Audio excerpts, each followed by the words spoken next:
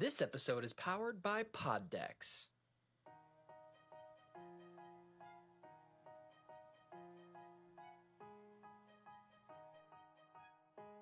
Inspired, of extraordinary quality, as if arising from some external creative impulse. Greatness, the state, condition, or quality of being great. This is Inspired to Greatness. Alrighty, folks, welcome to Inspired to Greatness. How about let's do a podcast now? So, welcome to Inspired to Greatness, the show all about spreading inspiration, motivation, and being great. I'm your host, Matt Blake. I hope you're having an amazing day and an amazing Memorial Day, my friends. Today we're talking about time management, and what helps time management is planning properly and not having to redo the start of your podcast. So, but you know, we're all human and things happen, and I'm happy to be joined by my co-host with the most, Bobby Malashia. I almost called you DJ Bobby. That's weird. Bobby Malashia. Hey man, I can make it happen, bro. Yeah, bring it. Bring the heat, baby. So it's awesome to have you here. And real quickly, I'll introduce our guests, David and Dana. Dana. Dang it. I asked her before we started. Dana. We have a friend named Dana, and that's why I'm always going to do it wrong. So, David, you guys are spectacular. I've read all about you guys. I'm excited to have you guys on the show, and welcome to Inspired to Greatness. So, I want to apologize to the audience because we didn't do a show. We didn't do it. Delighted to be here. Yeah, we're experiencing that awesome Facebook time sync lag on our. I think we're good now. So, but we didn't do a show last week because I was having my tooth drilled. Actually, Sunday I was having my tooth drilled, and so Monday I did not feel like doing a podcast, and I was in a lot of pain, as I'm sure everybody can understand. It's not fun.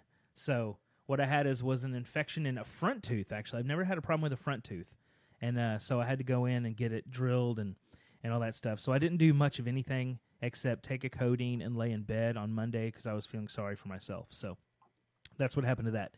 Anyway, we're talking about time management today. And so what we're going to do is we're going to do some quotes to get us in the mood and to get our minds thinking right.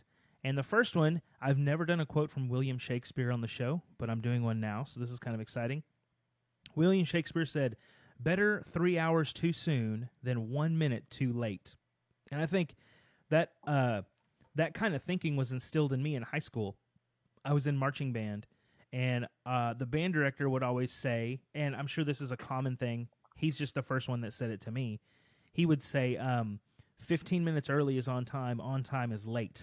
So, and I've told my kids that a lot. Oh, we're supposed to be there at 3 o'clock. I'm like, it's 3 o'clock and we just got here. Well, no, you're late. You should have been here already. So yeah. The next quote is from Stephen Covey, which I love Stephen Covey's stuff. I love his tools, his books, all his stuff. He's a great mind in business. And he said, "The key is in not spending time, but investing it." And we're going to talk more about the metaphor between time and money later in the show, but it's a good thing to compare there, time with money. Lee Iacocca said, "If you want to make good use of your time, you've got to know what's most important and give it all you've got." So that's a little bit about prioritizing as far as time is concerned. So if you don't prioritize your time, you're going to waste it. So good. And we're going to talk specifically about that too, of course. And then this is crazy. This quote, Unless it's important to you. yeah, that's true. Time is money. Time is money, and Benjamin Franklin said that. So it's interesting to me that I've used that quote, "time is money," as millions of other people do, I'm sure, and never knew it was a Benjamin Franklin quote. But he's got a lot of like nuggets if you really dig in. Benjamin Franklin was a smart guy. And I also thought about how time is like money. Time is money when I was preparing the show for today. And what's interesting to me is not only the way time is like money, you can spend it or trade it, but really what I found most interesting was the main difference. And so money, you can lose or gain money. I can always go out and make more money if I need to. But time, once it's gone, is gone. And we spend so much of our time chasing money, and I think people really kind of have lost the value of time in that sense, where we trade a lot of our time. I mean, how much time do people spend at their careers? I mean, really. And once you've invested that time, it's gone, and you're trading it out for money. Where I think a better use would be to use your money to buy back time. And I'll talk about some ways I think people can do that. So let's talk to our guests. I want you guys to introduce yourselves. Tell us about what you do. You guys work with others in the industry, providing effective breakthrough strategies to boost your home business success. So tell us about what you guys are all about. Well, our primary mission then is to help online marketing solopreneurs to break through to positive cash flow and liberating profit. And the gifts that I bring to the table in that way really are primarily strategic planning and coaching, and along with that, prioritizing things so that you focus right now on the task that's important right now. Dana is the one that really helps with time management, though. And Yes, that's my sweet spot. When we were getting busy into this, online marketing business, our mentors told us, what are you really good at? That's what you should focus on. Mm-hmm. And I had to really dig deep because you work a career for 30 some years and you're good at that. Well, you retire from that. So what is it that you're good at? Well, for my whole life, people told me, how do you get it all done? How do you fit all of those things into your day? Well, it comes down to managing my time well. And so that has been where I've landed in this space. And I help people manufacture time. So when we said this is going to be about time management today, I got all excited because that's my sweet spot. Yeah, sure. Sure. So when you talk about manufacturing time, what's kind of a quick 30,000-foot view of how that applies, especially with online businesses? Well, it comes down to being organized and optimizing. And when you can do both, then you're going to feel like you've manufactured time. You are going to take the same 24-hour period and you're going to get way more done. And your productivity is going to it's going to skyrocket. But it could only be a couple little tweaks, but it's all in the organization and all in the optimization. Awesome. So how did you guys end up together doing what you're doing? How did you guys decide, you know what we're going to do for a living? We're going to help online entrepreneurs become more effective in their business. How do you get to that point? That's quite a journey, because I was a pastor for 35 years. Wow. And Dana was a paralegal for most of that time. And at the height of my career, I was executive pastor in a church where we had 1,000 people in worship every Sunday, and my primary area was strategic planning and helping with coaching a staff of 25 or thereabouts. And then they changed their staff model. And at age 58, I was downsized. Oh, no. And ended up in a small town church where I was pretty much the only person there on staff and had to do everything. And the gifts that I brought that I'd finally honed over all those years really didn't apply so much there. That's not what they were interested in. Sure. And after a few years, I felt like I was exhausted. I'd given about all I had to give. One night I was looking at our pension account and analyzing things, and went to tell Dana what I had discovered and said, we need to work another 6 to 8 years unless we do something crazy like retire right now and just move to Mexico. And while he thought that was kind of, he was joking a bit, I had lived with him through that downsizing. I know what that did to him as a person. And I also saw what was happening to him in this small congregation. They were draining him dry. And while I was going to my happy job 30 miles away and commuting, we were like ships passing in the night. Sure. And so when he said, move to Mexico, retire, I'm like, hey, that sounds great. That is so funny. Yeah. So, there's a bunch of due diligence to do, but within a year, we were here in Mexico. Wow. That's funny because I'll say something off the cuff to my wife. Like, we'll get back from visiting our friends who are church planners. We went to church with them for years, and they planted a church in Colorado, and so that's how they ended up there. And we'll go visit them in Colorado because it's gorgeous, and it's not 178 degrees. And we'll get back, and I'll be like, man, we could move out there. And then all of a sudden, my wife is looking at houses, looking at jobs. I'm like, stop. That was an off-the-cuff comment. Please do not move us to Colorado right now. So I love that. That's great.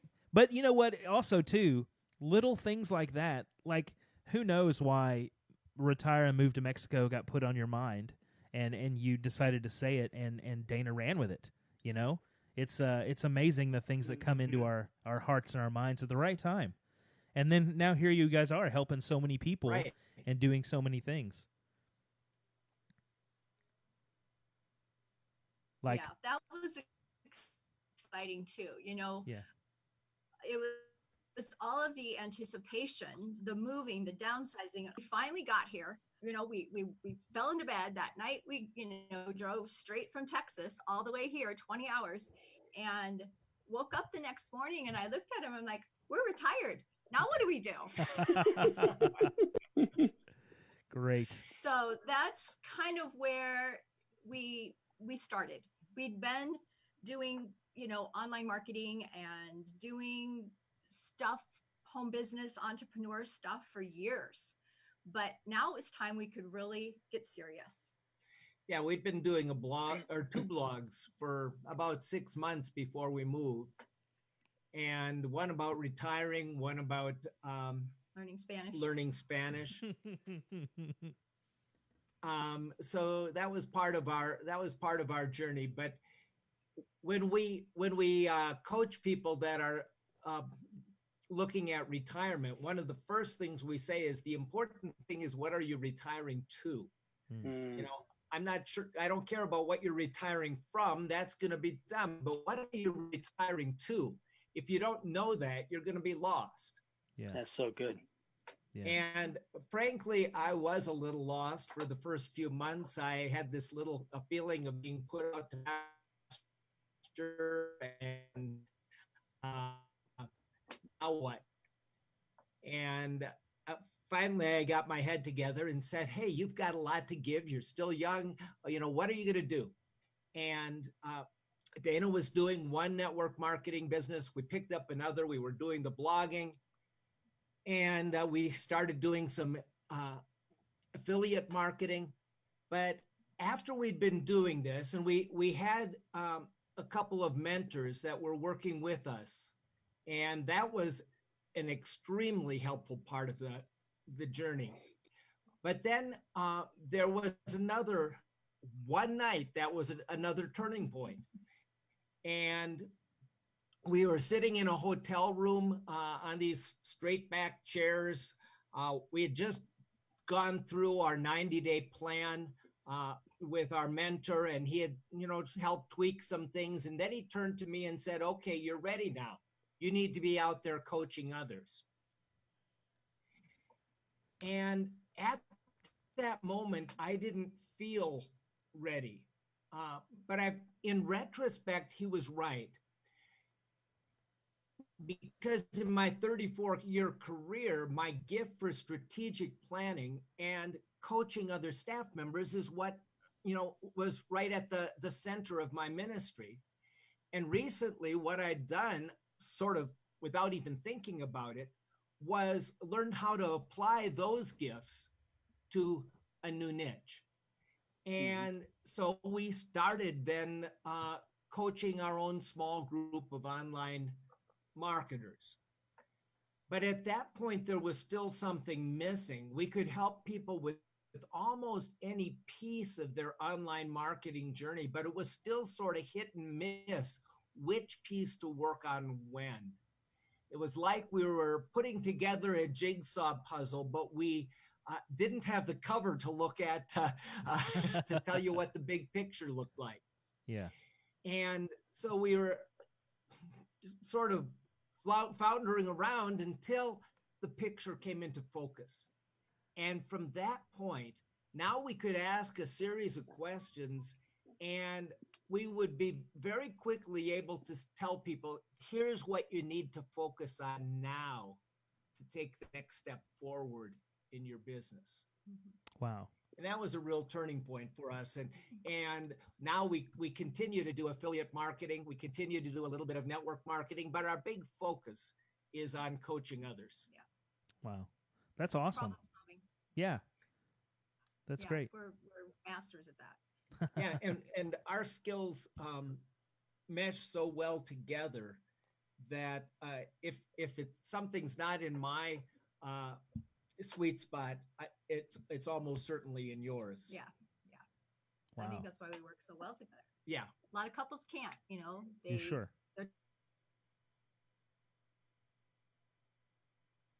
It's a compliment, and I feel you two really do complement each other well. I can tell by the way that you interact with one another, right? You're very attentive to what the other is saying. And I love that. I love how you put it, what are you retiring to? I myself had a 20-year corporate career prior. And when you step out into what is a new world, really first and foremost for me, it was putting my faith first. And I'm sure you went back on your faith and you really asked, hey, God, lead me, show me what's next, right? And everything that you've done prior is what I like to call it was the setup to lead you to where you're going now. You've taken all those tools, you're taking all the strategies, everything that you learned and about yourself, and you're implementing it now to help others. And I think that's really, really important and really amazing and very respectful to what you're doing. Well, and just to add to that, on the side, we pastor a small church down here in Mexico, meeting virtually now, of course. Yeah. this so time awesome. It's completely gratis, but it's different God, to have that as our. Yeah, you never question why God puts you somewhere. He put us in that small community for some reason. Yeah. Probably to get us to Mexico, but we didn't know. Yeah. And now we're here. Why? To help this little church. What's next? It's kind of fun to see how he's going to use it. Yeah, I love it. for sure. Yes. It is. Yeah. There's been so many weird changes in my life, that you once, like you guys were saying, and especially when you're relying on like God's plan in your life, it's one of those things that you don't see the front of the puzzle. You don't know what it's supposed to look like. But then when a few pieces fall together, it's like, okay, I gotcha. That makes sense. So it's Right. It's funny when you can step back and see the big picture a little bit and your mind gets just blown. Those are great moments. Those are fun moments where you feel like maybe this thing that I thought was completely out of control is actually headed somewhere quite in control. And that's good stuff when that happens. Yeah, it's neat when you have those moments where things come clear. Yeah. Because we don't live that way every day. Mm-hmm. Certain things are clear, but other ones we still, to use a phrase, see through a glass darkly. Yeah. Yeah. And good stuff. So Dana, you've just published your second book, actually, right? You're doing a series, Devotions on the Go, right? Yes. So tell us a little bit about those. Well, as a busy pastor's wife, juggling all of those things, I often found hard to have that quiet time. And I know I'm not alone. A lot of people in the congregation were always talking about how, they were doing this Bible study or that Bible study. And I'm like, I'm not. And so I felt a bit like a fraud, but I knew God had something for me. And so in retirement, I started blogging, and that there's a long fun story that goes with that. But one night I got this feeling like you need to do something more with this blog. Yeah. And so I've turned that blog into a devotional series for busy people. Yeah. So it's consumable. I walk through a book of the Bible, a little chunk a day, and I reflect on it. So it's just my reflections, but I've had some good feedback, and he reads them. So I mean, he tells me they're good, and I know it's not just because he loves me, but and if they're not, you tell me. I think he gets delight when he can tell me, "Oh, you missed a comma." it feels so funny when I have to look for things that to comment on, because so much of it is just so right on target. Yeah. Well, it's just God speaking through me. I'm using my gifts. I love to write, and now I'm writing for him. That's awesome. When I was a little girl, I wanted to be an author. I thought I was going to be writing romance books, but no. God said you're going to write for me. So even better. That's cool. Yeah, I've got Psalms out there, and Proverbs, and Mark will be within the month, and Matthew within the quarter. That's spectacular. So that's really cool. I love it. That's awesome. Yeah. Yeah, that's really great. So and David, you've been. I think stuff like that's super important. Yeah. I love that crossover. Yeah, using the talents, it's good stuff. And David, you've been a published author, right? And you're done a Bible study on core beliefs. Is that right? Well, yes.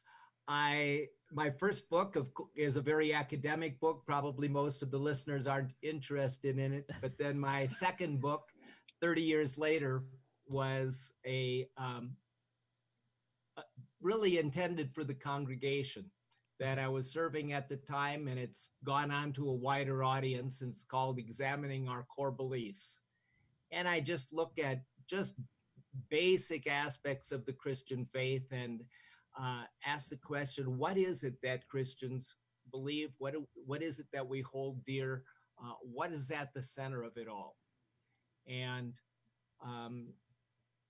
I don't really get into the why. I'm not trying to convince anybody. It's just laying it out there. Sure. And I was delighted that it was helpful for my congregation, and I'm even more delighted to see others picking it up. That's great. One thing I don't think I've talked about on this show yet is that actually the Inspired to Greatness podcast is in the process of being turned into a book. So every episode we do essentially is going to be laid out as a chapter in a book. And so I'm very, very excited to get wisdom from different people to feed me that I can put that back out. So it's neat when you can take what you do and turn it into something that helps other people, not just, a blog or a podcast, but then books are still so good for people, like to pick up and really tackle a subject or help answer questions and that kind of stuff. So that's spectacular. I love that. I love that y'all are writing. So, how long have you guys been in Mexico now? Well, I love books, as you can see just by the background. Oh, yeah. Yeah. It'll come up on 4 years in October. Wow. So wow. I think the question everybody wants to know is... What you don't see is there's a whole other wall of books over here. Oh, is there really? Wow. That's awesome. Mm-hmm. That's awesome. I think a question that everybody... And that's only like a half of your library. Wow. I think a question everybody probably has on their mind is, how is the real live Mexican food in Mexico? Not like what we eat up here, but what kind of amazing cuisine do you guys get down there?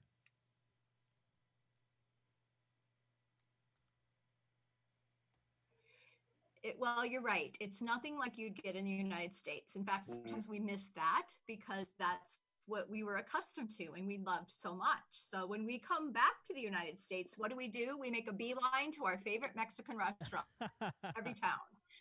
But here it is so much better than you could ever imagine. And I think what we like best are the fruits and vegetables. Everything is grown so well here. The markets, we are eating healthier than we'd ever dreamed of eating in the United States. I mean, cost would preclude it in the Midwest. eating like we eat now. Yeah. But cuisine too. And it's interesting when you go to a Chinese restaurant served by Mexicans. It's a little mind twist. You know, you're eating delicious Chinese food, but it's served to you by a Mexican. How does that work?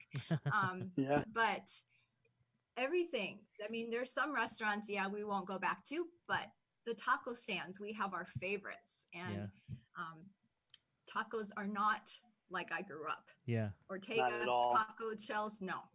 Yep. That's I awesome. know. That's awesome. I've awesome. You know, occasionally I can't speak today, which is awkward because I do a podcast.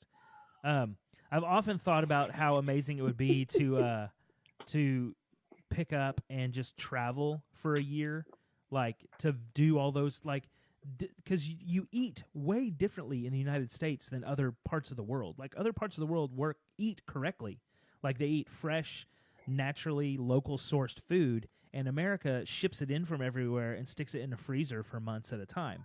And I think just that aspect of traveling around would be amazing.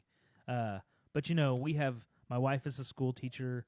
I have a DJ business. We have 3 children. It would be an interesting, I mean, it could be done. It's been done. It would be interesting. And I don't think my family's ready for a, for a life on the road for a year. I don't think they're going to be on board with that. So I would end up by myself. My wife and kids left at home. So, but, Well, maybe you can make a trip down to Mexico with the family sometime and just take it in little pieces. yeah, that's going to be the plan. Smaller bites, but also, you know, a lot of that traveling and stuff. If you plan accordingly, and once the kids are grown up and gone, then like my grandparents, over the last 20 years, couple decades, did some amazing traveling.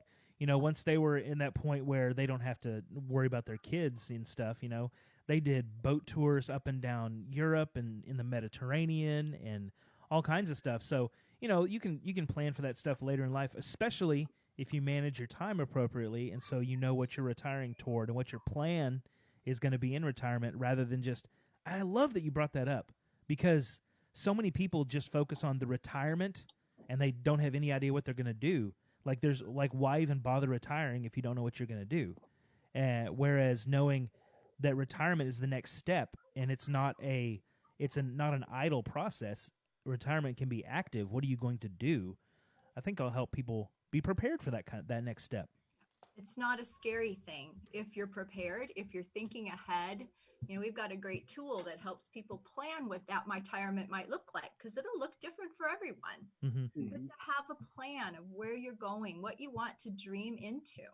Yeah. You know, when you're your own boss. Yeah. That's, people, Here's go ahead. Here's something, like, how many after a 30, 40-year luxurious career even know? They're so caught up in their work that they've never had the time, because that job, that career's owned them.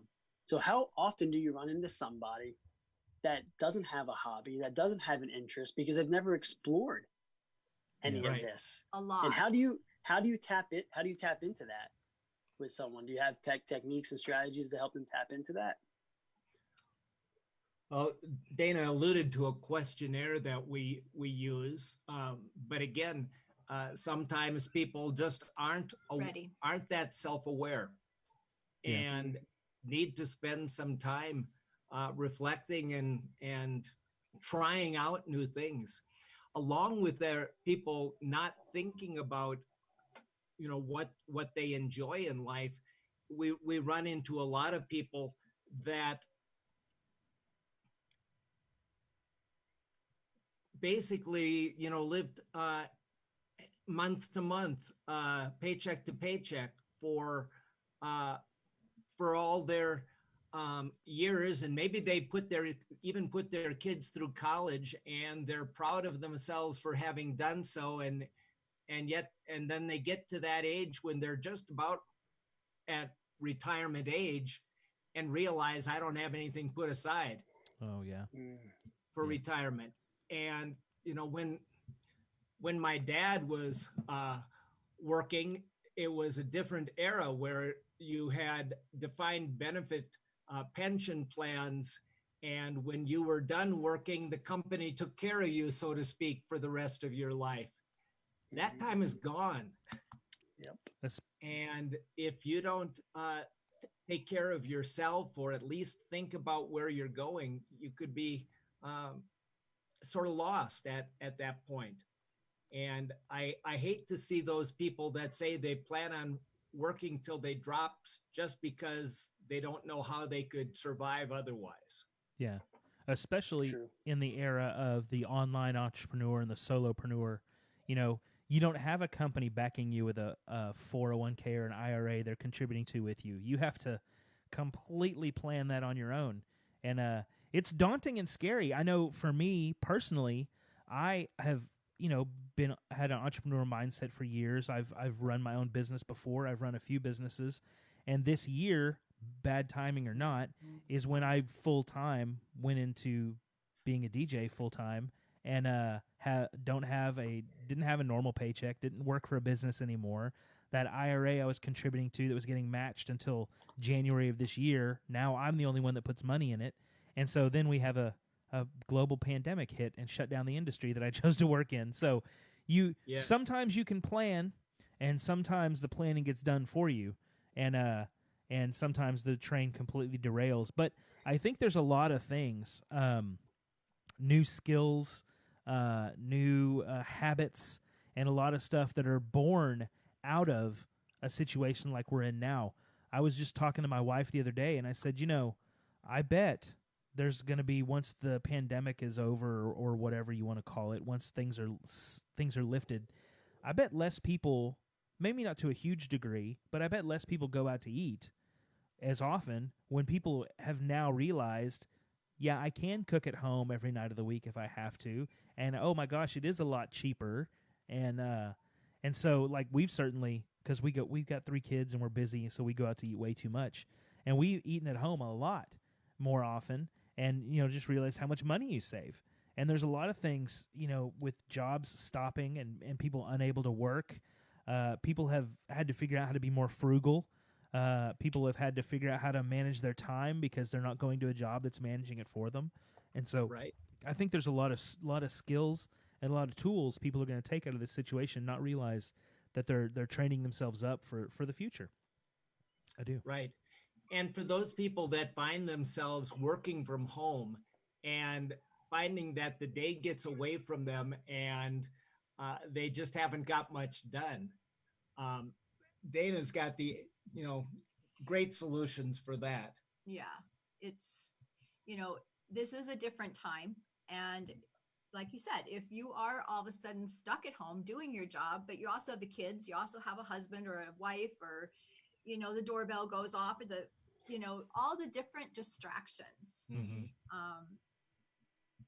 That's where we can focus on that optimization, and having a better organization. But even so, I think I agree with you totally. There's going to be some great things that come out of this if people just step outside of the fear, because I feel like a lot of people are fearful and really invest in themselves. That I was talking to someone just last night about how really the only thing we can trust right now, other than God, but is ourselves. We can't rely on a job. Mm-hmm. We could trust ourselves. We know what we have inside. We know the gifts that we have. How can we invest in ourselves so that we can rely on ourselves more? Yeah. And I think people are even afraid to do that. They're stuck in some sort of I don't even know, mode of fear, or, oh, I can't spend any money, or they just don't see the big picture, that how this may be their perfect opportunity to redesign how they live. Mm-hmm. Yeah. To escape that thing that we've been so used to, of the only way to earn a living is to have a job. Mm-hmm. Right. And a job, not to say anything bad about having a job, especially if you're able to find a job that you love.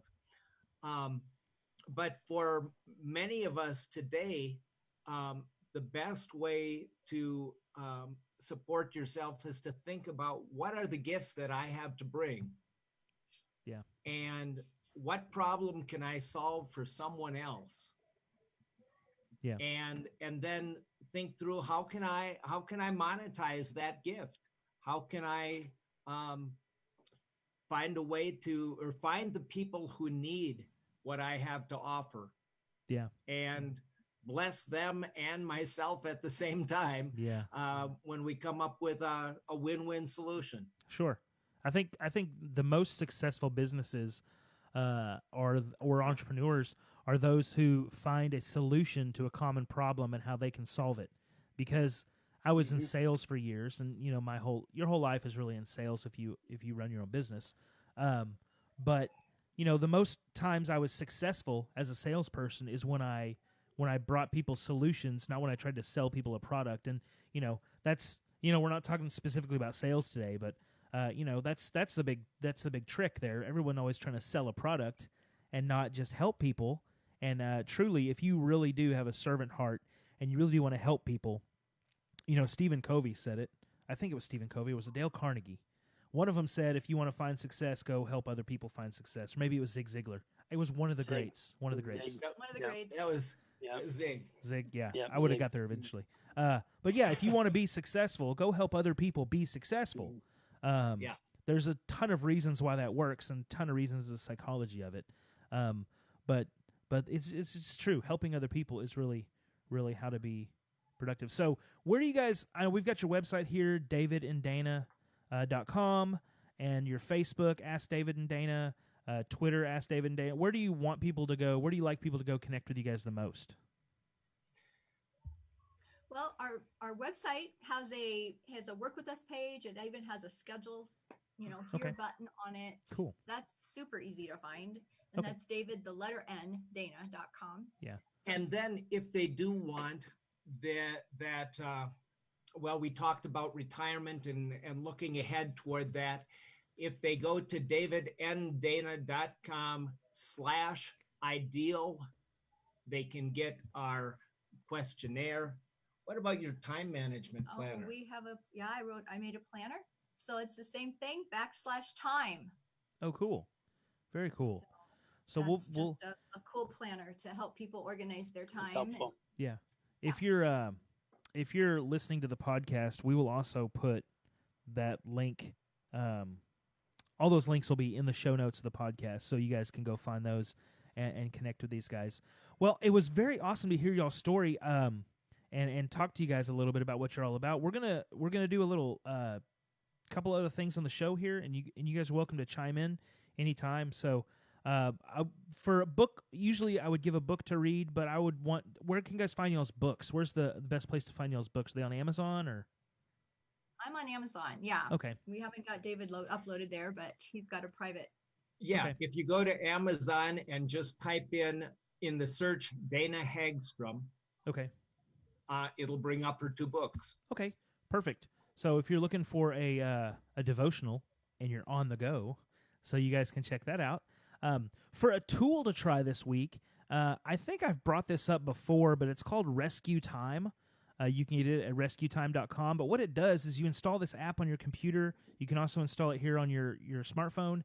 And what it does is it tracks everything you do. It tells you what you're doing. So a lot of people don't realize that they were working and then all of a sudden spent 90 minutes on Facebook. This will let you know that what you're doing with your time, what apps you have open, what websites you're visiting, and that kind of stuff. So rescuetime.com. I'll put a link in the show notes for you also for that. Also, this episode is powered by Poddex. Poddex are a unique interview question and episode starting prompts in the palm of your hand, right here, like this deck of cards. So whether you're a new podcaster or an existing broadcaster looking to grow your audience and get more engagement, you're going to want to check out poddex.com. And if you use the code DJMatt, you can get 10% off your first order. And so right now we're going to do a question from the second edition interview deck of Poddex for all of us to answer. And we talked about some good culinary delights earlier. But this question says, how much would someone have to pay you to eat a live spider? How much would someone have to pay you to eat a live spider. Bobby, I know you just had a pizza apocalypse at your house like last night or something where you guys went. Was it last night? Y'all ate a whole. Y'all went and got That was pizza. Saturday night, bro. Saturday night. Yeah. I'm losing track of time in this pandemic. Like everyone, I never know what day it is. So how much, Bobby, would someone have to pay you to eat a live spider? Man, money talks, bro. You know. So. I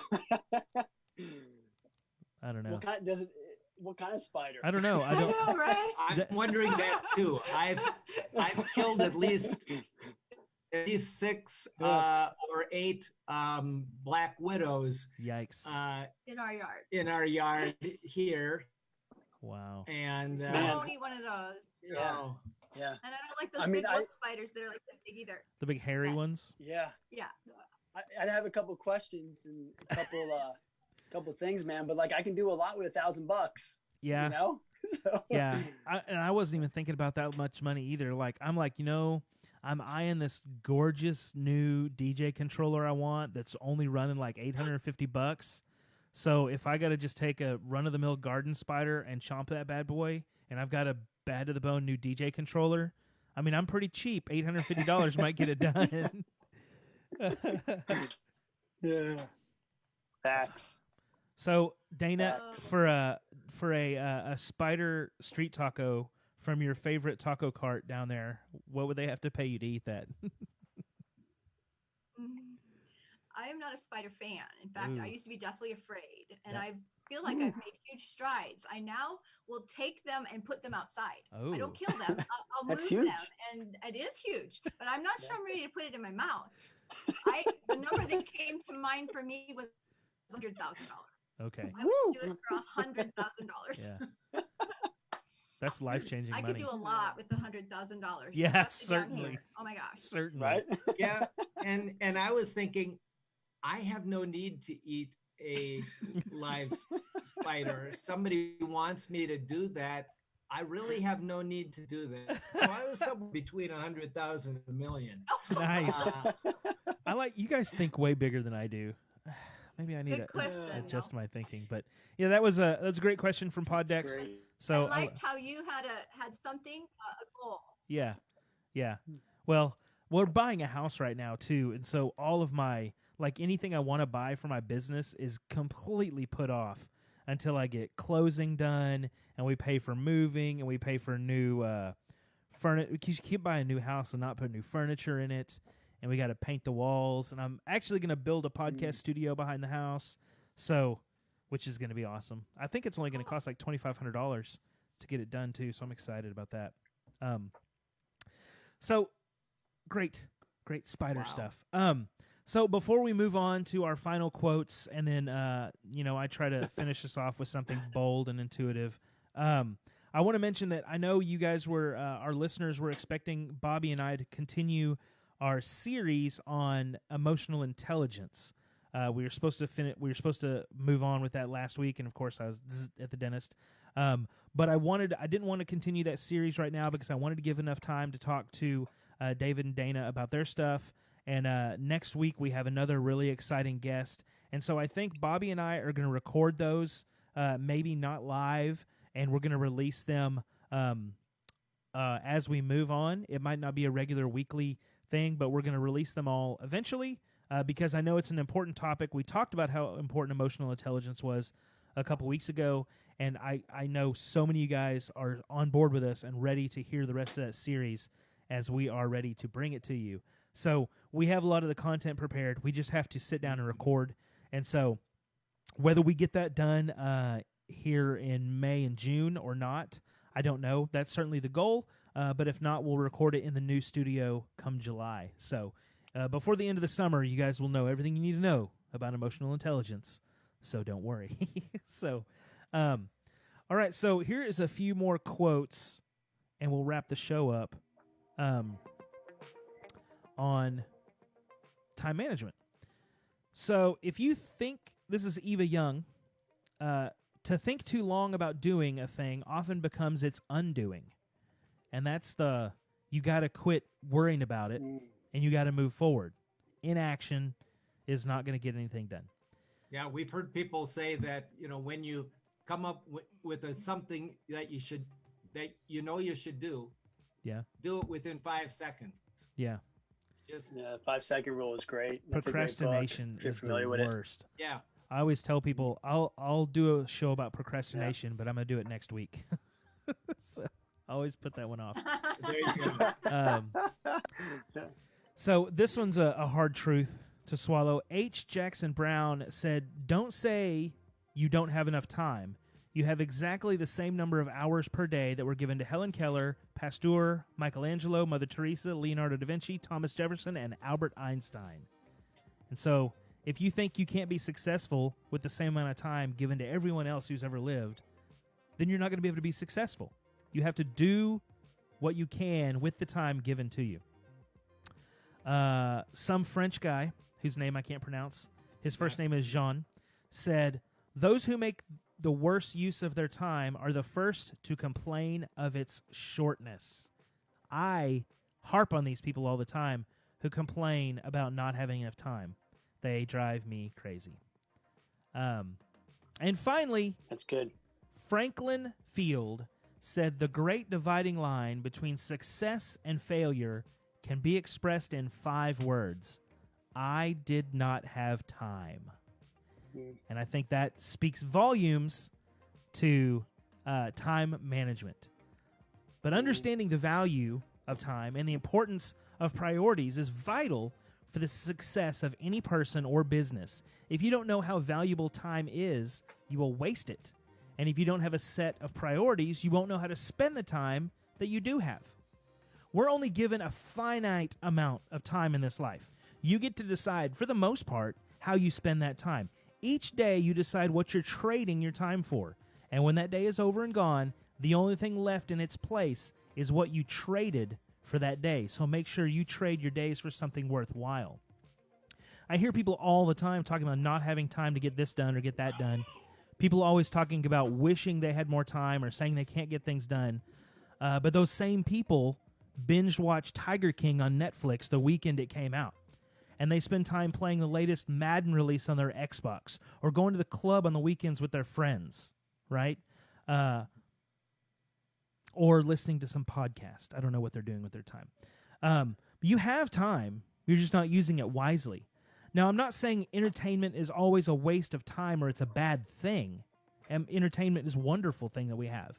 But you have to prioritize your life so that you have a chance at reaching your goals. If you're trying to build a business, then binge watching 5 to 6 hours of Netflix a day is not good use of your time.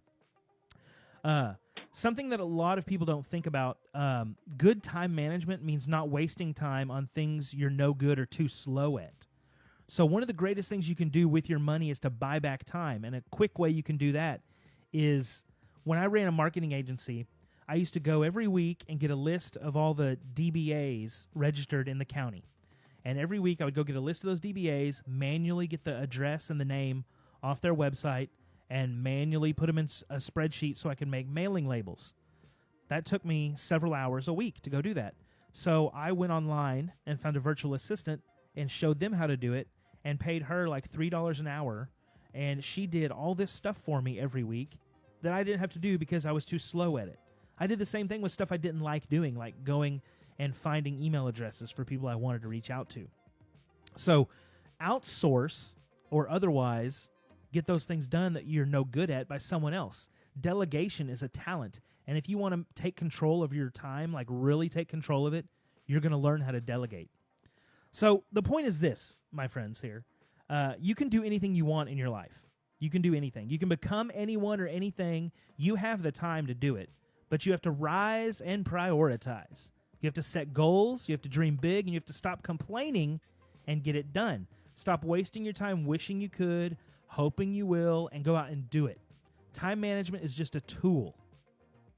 You have to have that tool and the resolution and the willpower to use it.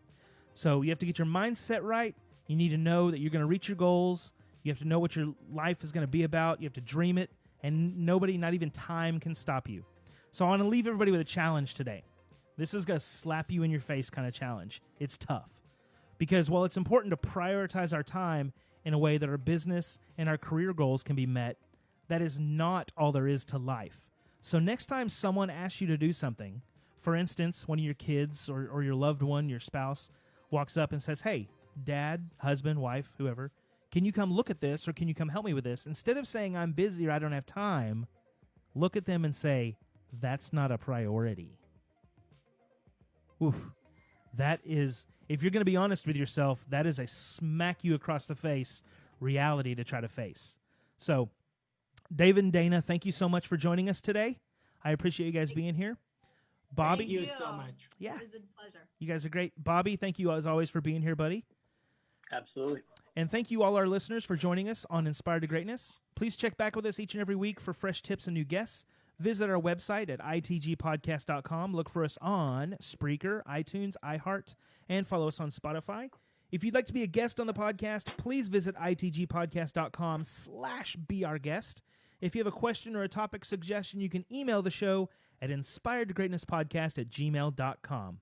You can find the show on Facebook at Inspired Podcast, and all our links are on our website at itgpodcast.com. Thanks again, my friends. Go do amazing things. Be awesome. Go inspire, motivate, and dominate.